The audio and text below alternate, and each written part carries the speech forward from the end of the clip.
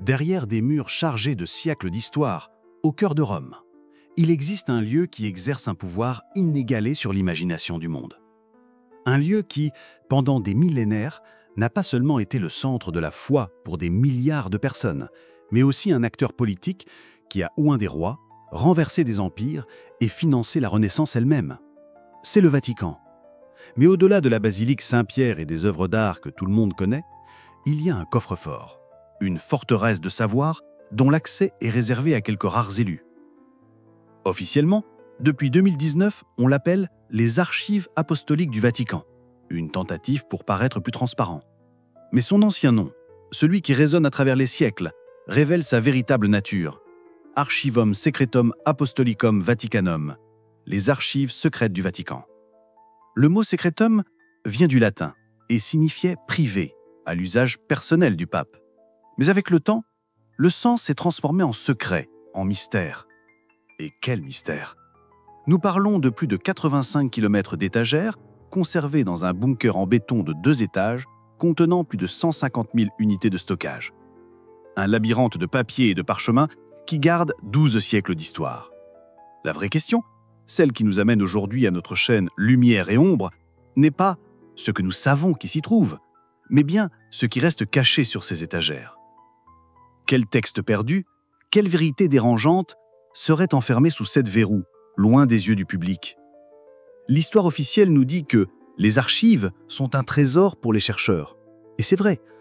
On y trouve les minutes du procès de Galilée, contraint de nier que la Terre tournait autour du Soleil. On y trouve la bulle papale qui a excommunié Martin Luther, donnant naissance à la réforme protestante. On y trouve le parchemin de Chinon, un document qui suggère que le pape Clément V envisageait d'absoudre les chefs des Templiers avant de céder à la pression politique et de les condamner au bûcher. Mais à chaque document révélé, à chaque page jaunie exposée à la lumière, l'ombre de ce qui reste caché ne fait que grandir. Et c'est dans cette pénombre que les théories les plus inquiétantes fleurissent. La première, et peut-être la plus explosive, concerne les fondements mêmes de la foi chrétienne. Nous parlons des évangiles apocryphes ou gnostiques, des textes écrits à la même époque que les évangiles que nous connaissons, mais qui ont été qualifiés d'hérésie et délibérément exclus de la Bible lors des conciles de l'Église comme celui de Nicée. On pense que des versions intactes de dizaines de ces textes sont conservées dans les archives du Vatican. L'évangile de Thomas, par exemple, n'est pas un récit, mais une collection de 114 paroles de Jésus. L'une d'elles dit « Le royaume de Dieu est à l'intérieur de vous, et il est tout autour de vous. Il n'est pas dans des édifices de bois et de pierre. Fendez un morceau de bois et j'y serai. Soulevez une pierre et vous me trouverez. » Un message de divinité personnelle, non institutionnelle. Et que dire de l'évangile de Marie-Madeleine? Elle y est dépeinte comme l'apôtre la plus proche de Jésus, celle qui a reçu des enseignements secrets que les autres disciples, en particulier Pierre, ne pouvaient pas comprendre. Le texte narre la jalousie de Pierre et sa difficulté à accepter une femme en position de leadership spirituel. S'ils étaient authentiques, ces textes ne changeraient pas seulement des détails, ils pourraient ébranler la structure patriarcale même de l'Église. Serait-ce là la vérité dérangeante? L'idée que la base de la religion que nous connaissons est une version éditée de l'histoire, façonnée par des querelles politiques et de genre? La question reste en suspens. Mais les secrets pourraient aller au-delà des textes religieux. Une autre légende tenace nous mène au Portugal, en 1917. Les 3 prophéties de Fatima. Le 3e secret a été gardé dans le secret le plus absolu pendant des décennies. Lorsque le Vatican l'a finalement révélé, en l'an 2000, il décrivait la vision d'un attentat contre un pape. Mais pour beaucoup, la révélation fut décevante. Des personnalités comme le cardinal Ratzinger, futur pape Benoît XVI, ont participé à l'interprétation, mais les sceptiques, y compris des prêtres et des enquêteurs, affirment que le texte est bien plus alarmant. Ils évoquent une version supposée qui parlerait d'une grande apostasie, une crise de la foi commençant par le sommet de l'Église elle-même. Une guerre nucléaire. La véritable prophétie serait-elle si terrible que sa révélation pourrait provoquer un effondrement social? Et si les secrets ne concernaient pas seulement l'avenir de la Terre, mais des visiteurs d'autres mondes? C'est la théorie qui porte le mystère à une échelle cosmique. Le Vatican possède des observatoires astronomiques de pointe. Le directeur de l'Observatoire du Vatican, Guy Consolmagano, a déjà déclaré publiquement qu'il n'y a pas de conflit entre la science et la foi et qu'il serait lui-même ravi de baptiser un extraterrestre. Serait-ce une simple déclaration d'ouverture d'esprit ou une façon de préparer le public à quelque chose de plus grand? Les théoriciens mettent en avant d'incroyables œuvres d'art sacrées, financées par l'Église, qui dépeignent des objets volants non identifiés dans le ciel. Seraient-ils seulement des symboles religieux, comme le disent les historiens, ou des registres de phénomènes qui, à l'époque, ne pouvaient être interprétés que divins?